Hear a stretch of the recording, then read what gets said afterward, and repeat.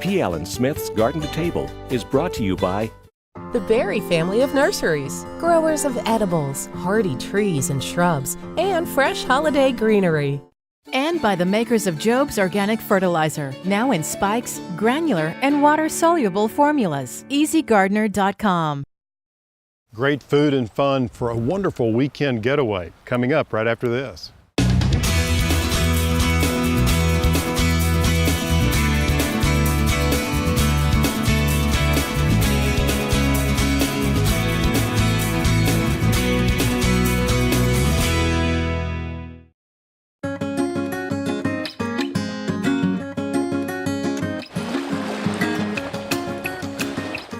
Hi, I'm Alan Smith. Welcome to Garden to Table. Hey, today's show is all about weekend getaways. Who doesn't love them? A little R&R, doing something completely different, maybe being out in nature, sitting by the water, you name it, whatever turns you on. And I'm setting up for a wonderful, easy picnic. We'll get to that a little later in the show. But you know, the thing to think about here is that whatever you do, you need to have some great food to go along with it. And it doesn't take a lot of time. It really should be easy. In today's show, I'll introduce you to a couple of places in Chicago where food and fun go hand in hand. Plus, we'll visit a garden in Kansas City where volunteers have come together to raise a ton of fresh produce for the community.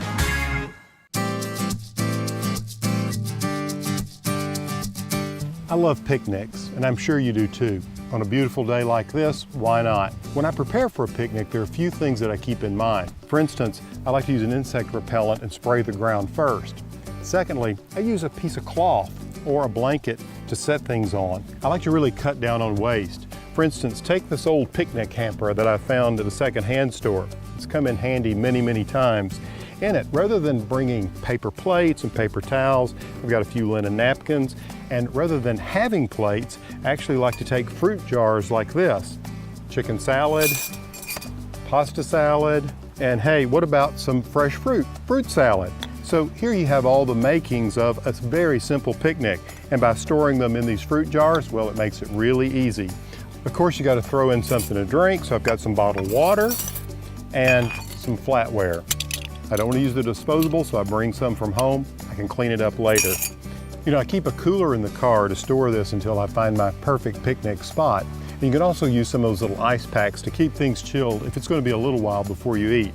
And also, when it comes to bread, I take a basket and then just take some foil and wrap up English muffins, biscuits, whatever I might want to serve with this. This keeps them from drying out or from getting soggy.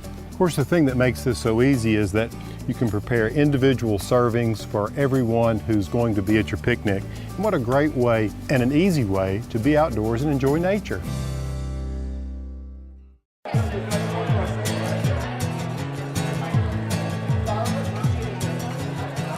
Hey, if you're looking for something really fun to do on a weekend, think about enrolling in a cooking class or even a cooking school. I'm here in Chicago at the largest cooking school called the Chopping Block. It's a lot of fun. I'm here to demo a couple of really simple yet tasty recipes. Then I'm going to turn it over to the chefs, and they're using some of the best, freshest ingredients.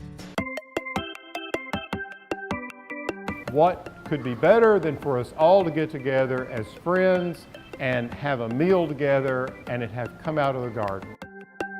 Skin of the orange, drop it in there. I love to take bonding some of our... You know, joining a cooking class isn't just about getting together and making someone's recipes. It's a great way to spend time with a loved one or a friend, and the perfect way to check out all the local culture and meet some new people. You can actually learn techniques that are helpful in the kitchen. Plus, you won't have to purchase any ingredients or clean up the dishes, and that's always a plus. And my favorite part is getting to taste all that delicious food.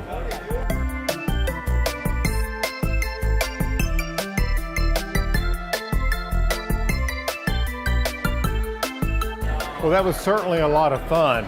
So why don't we check in with Chef Walton over at the Market House. He's got some great things cooking up over there.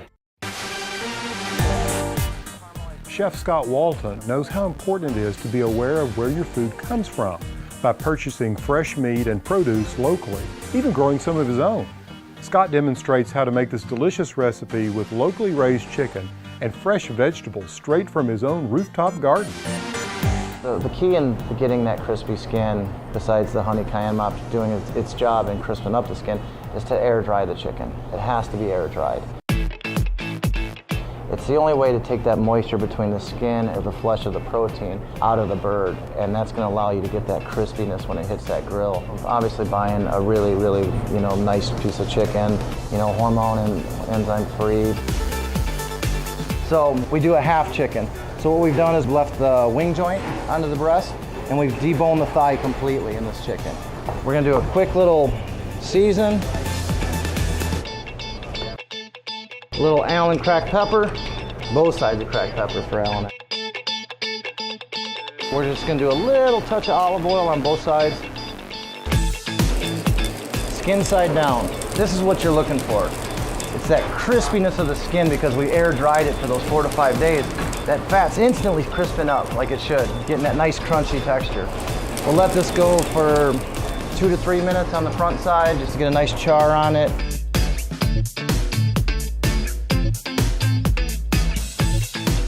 We'll just get a nice little mark and a sear on the bottom side of the flesh skin, not overly on the flesh side, because I don't want to dry out that protein. Then we're going to go into the pan. The honey and the chicken consomme or chicken stock or veg stock, whatever you choose to use, is actually going to naturally baste inside the pan in the oven. It's a very simple mop. It's 4 spices, lemon juice, and honey. But I think the technique is the most important part of this whole chicken dish, is toasting those spices. So in a pretty hot pan over medium-high heat, we're going to start toasting these seeds. What this is going to do is actually bring out the essential oils. This is about a half a cup of coriander seed. Right here we have about a 1/4 cup of cumin seed. And once you'll be able to smell it, and you can hear it a little bit. The oil's starting to come out and toast up again. What it's doing is releasing those essential oils in the pan, which is going to start perfuming the honey cayenne mop. This is going to take 30 to 40 seconds. Now you're really starting to get that smell coming off of it. Once you get that smell, you're going to add your dried spices, which is the cayenne and the paprika. Even though these are dried as well, all herbs and spices that are dried have essential oils in them. And the perfume of the spices just lights up the kitchen. I mean, and you really, the nose will tell you when the spices are toasted. And that's it. Once you get the nose and the perfume off of it, you want to shut it down. What we're going to do, everybody probably knows what this is your coffee grinder. We actually in the restaurant use this as a spice grinder.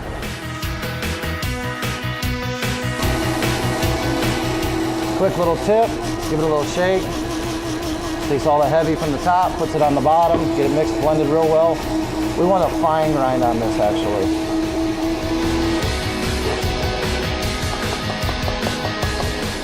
Perfect. See what you're looking for in here is that there's not any large pieces. Going in with 1 cup of Meyer lemon juice, 1 quart of Indiana honey. That's where I'm from, that's why it's Indiana honey.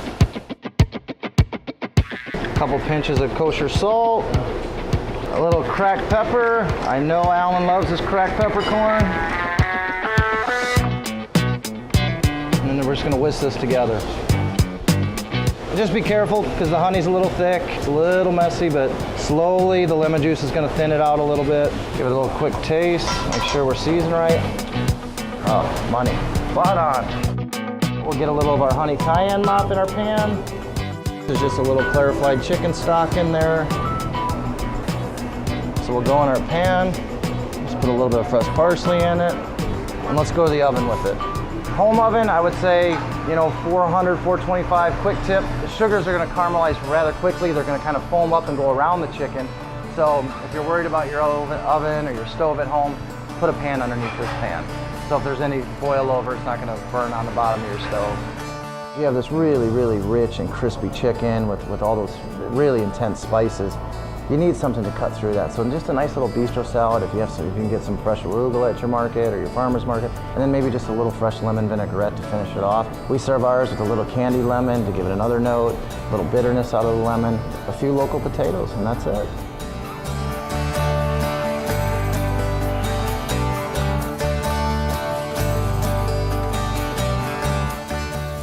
Now I know this may look catastrophic, but actually what's going on here is exactly what I want to have happen. These are potato vines, and about 100 and some odd days ago, we planted potatoes here of a particular variety, and I'll get to that in just a moment. But what the vines are doing now is they're dying back, and that's the indication that it's time to come out here and dig potatoes. And it's like digging up buried treasure, because what you do is you just fold back this dry soil like that, and you can see these beautiful potatoes hanging onto the roots. Look at that, just gorgeous. And I love these little tiny ones like this. They're excellent for boiling. This variety of potato is called a Kennebec. Growing Kennebec potatoes has been a tradition in our family since the 1940s. And you know what? Currently there's a real craze for them among foodies and chefs. And for good reason. It's a great potato. Just look at the yield on these. Look at this clump here. Probably 7 or 8 potatoes of this size. The skin is very thin on them, so you want to be careful when you harvest them. I don't like to use a shovel. I like to use a fork like this, because you're reducing the chance of actually piercing the potatoes.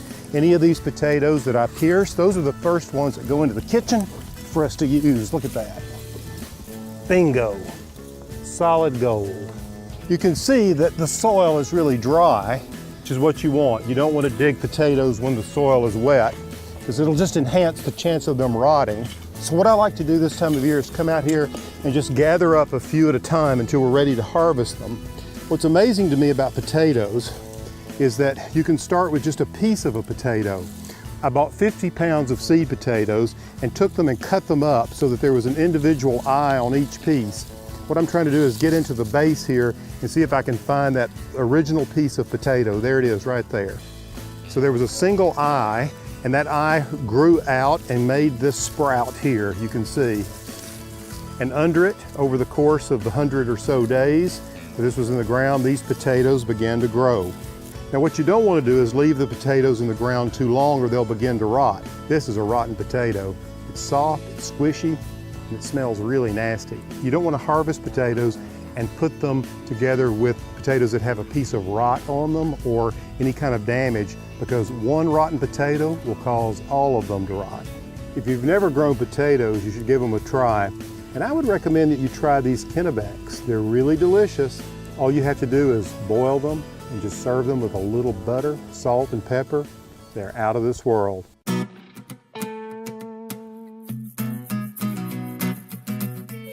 The way to keep potatoes for a long time is to keep them underground. Let me show you what I'm doing here. Since we have a tall crawl space underneath the house here, I thought let's put it to good use. The temperature in here is at least 20 degrees cooler than it is outside. And what we did is we suspended a rack of shelves from the floor joists here down. You see there are 2 of these. We use scrap lumber, and you can see that it doesn't actually hit the ground. So whatever we put on here is actually elevated, which is really good. And I wanted it not so deep that you couldn't reach across and check things, like for instance these potatoes. We had a bumper crop of potatoes this year. These are all of those lovely Kennebecs that we grew. And you can't buy these in the grocery store, and so I like to produce them each year. And the way to keep them fresh is you want to separate them and not stack them on top of one another. The other thing you want to do is you want to make sure that if any of them are damaged, that they get pulled out first. So if there's a cut or a bruise on one, you want to eat those first. If any of them begin to rot, and I'm not seeing any rotten ones yet, although this could become a rotted place, although it is actually healing, this would be a potato, for instance, I would eat first. You want to make sure that you don't have any light on them, because they'll begin to turn green, and you shouldn't eat green potatoes because green potatoes actually build up a toxin in them, which is poisonous. Now the main thing I need to do here is come through here every once in a while and check on these potatoes and make sure that there aren't any rotten ones. The way the shelf is designed, it's designed for plenty of air circulation. So that's why we have these slats between the potatoes here so air can circulate through them. I can put potatoes in here, all kinds of canned goods. By keeping potatoes in a cool, dry place like this, they'll last for a long time. If we begin to get any decay or rot, to avoid any aroma, because a rotted potato does not smell very good. You can apply lime on them and that will cut down on decomposition and certainly any odor. Ideally, in a cellar like this, is that you would be able to keep potatoes, whether they're Irish potatoes like these or sweet potatoes or other root vegetables. You should be able to keep them well through the winter into early spring until the garden begins producing lots of fresh vegetables. Pretty good idea, huh? Getting involved in a community project is not only a way to help out your neighbors, it's also a lot of fun. Community gardens are really popping up everywhere, and Kansas City has one right in the heart of their art district. Kathy Pemberton tells us a lot more. My gosh, look at all of these peppers. Just amazing. What variety is this? This is flamingo. It's like a big version of a gypsy bell. Look at that, a sweet pepper. It is a very sweet pepper and I think somewhat thick wall. Great for grilling. So Kathy, how much produce do you think you're going to generate out of this garden here in Kansas City this year? Well, from this location, last year we did about 5,700 pounds, just a little short of 3 tons. Really? That was the whole year. Yeah. So right now, that's approximately where we are at the end of, through the end of August. Yeah, oh my gosh. Well, there's still a lot of produce to go. I hope. Yeah, I hope there's it's amazing. Another ton, literally. I think there probably will be. You've got sweet potatoes, you've got lots of tomatoes left, eggplant, all kinds of things. How many raised beds are a part of this community garden?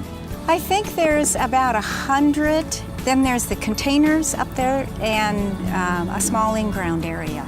You know, it's really inspiring and heartening to see these community gardens popping up all over the country, and they have different designs and so forth, but I'm always fascinated how the logistics works, how you get volunteers out. You have a volunteer base here, I assume. We have a volunteer base. We have volunteers from our company, and then there are 6 other companies and organizations that have sent volunteer teams in. Really? To 6 the garden. others? Yes. Yeah. That's terrific. So that would be a total of roughly how many people per gardening year? Probably, I would say, roughly maybe 100 people. 100. And that's adequate to keep up with everything that you're doing here? I think so. Yeah. I think it is. Right. Now your role here is officially what? It's garden coordinator, so I manage the agricultural portion of this. And Right. that's designing the crop rotation plans and picking the varieties and that sort of thing. So among the tomatoes, what would be one of your favorite varieties this year? Because I assume you are trialing all the time. We are, in our production area, we try and stick with some of the hybrids that we just absolutely know are going to produce for us. Yeah. But for what you said, the experimental ones, where we really have some fun, and Orange Peruche was a new one for us this year, a small cherry. Oh, it's a charmer and delicious. It is, and very prolific. It was Yeah. one of the healthiest tomatoes we put in. With all of this produce, what do you do with it? Where does it go? It goes to our local food bank, and they serve literally hundreds of agencies in a multi-county area on both Kansas and Missouri. Heavens. Well, they have to look forward to seeing all of this gorgeous, organically grown produce coming their way. I think they are always happy when they get fresh. It's hard to believe that just 3 years ago, this was a vacant, underutilized lot. It really is. It took some imagination, but luckily we have lots of people here with imagination. So. Including yourself. It has to make you feel good to be a part of this. Oh, it is wonderful, Alan. It is truly, it's a privilege, seriously. That's great. Thank you so much. Thank you.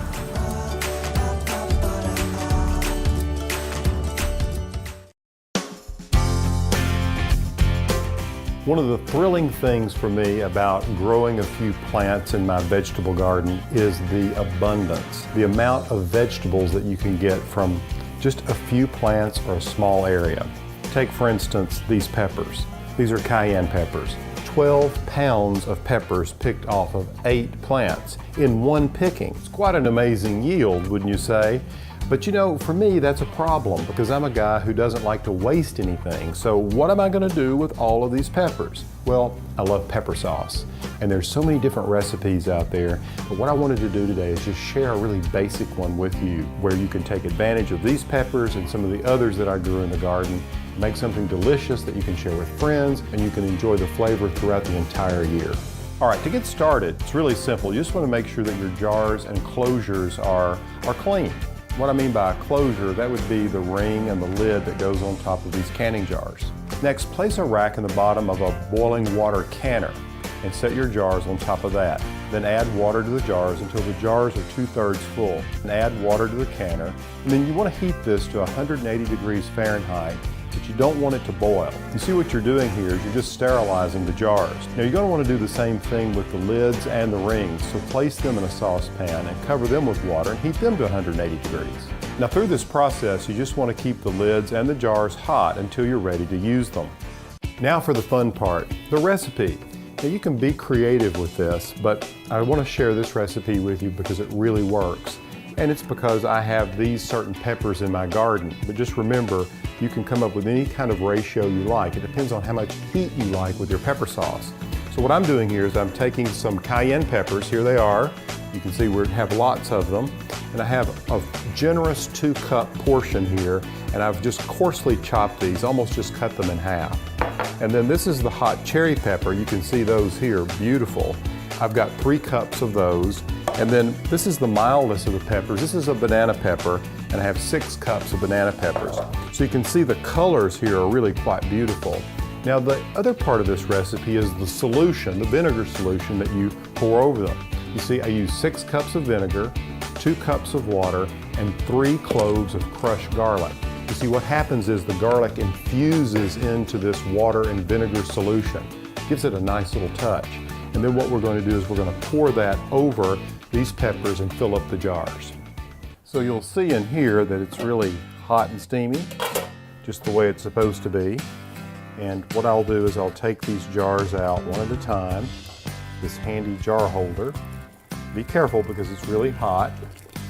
You just want to pour the water out of them and then place them over here like this, one at a time. All right, there's the last jar, okay? Now, what we want to do is we want to take these peppers and pack them in. And if you want to, when you're working with peppers, you can use these gloves. It's handy because they're really hot and you don't want to rub your eyes. At this point, I'll handle them because it's just easier. But what I'm going to do is just add a few the cayenne.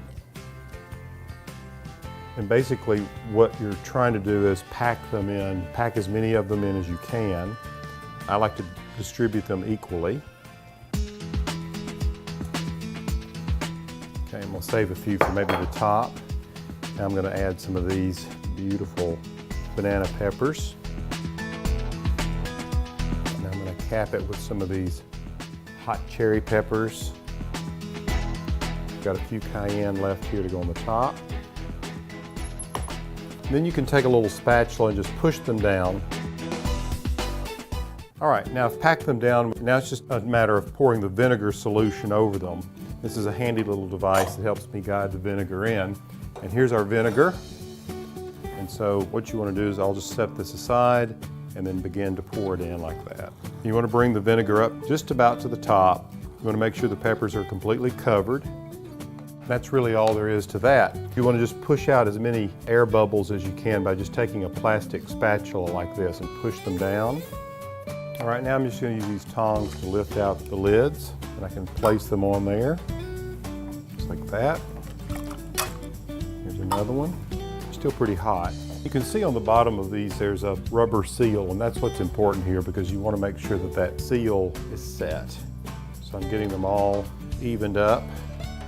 Okay, next I have these screw bands that go over the top, and you just want to tighten those down just to where it's tight to the touch. You don't want to crank them down too much, and this will make sure that you get a nice seal. It's back in the bath they go. And here's the last one going in. The water's still pretty hot. Now what you want to do is you want to raise the water level to 1 inch above the jars, the top of the jars. So I'm getting that water level up. And I'm going to bring this to a boil, and this needs to boil for 10 minutes. Then I can turn the heat off and I can set the jars out. So here we go.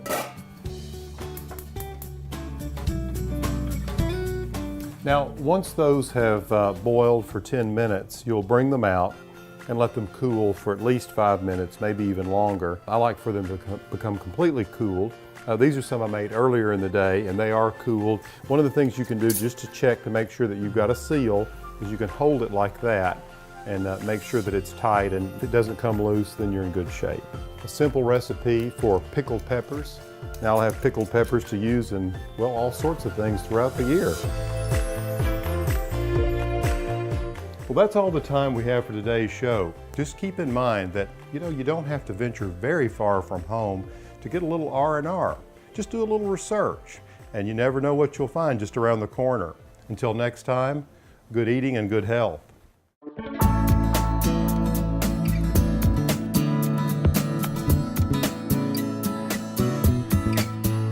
What do you think the key thing is that motivates your volunteers in this project? Well, one story I've told them that I think has really inspired them.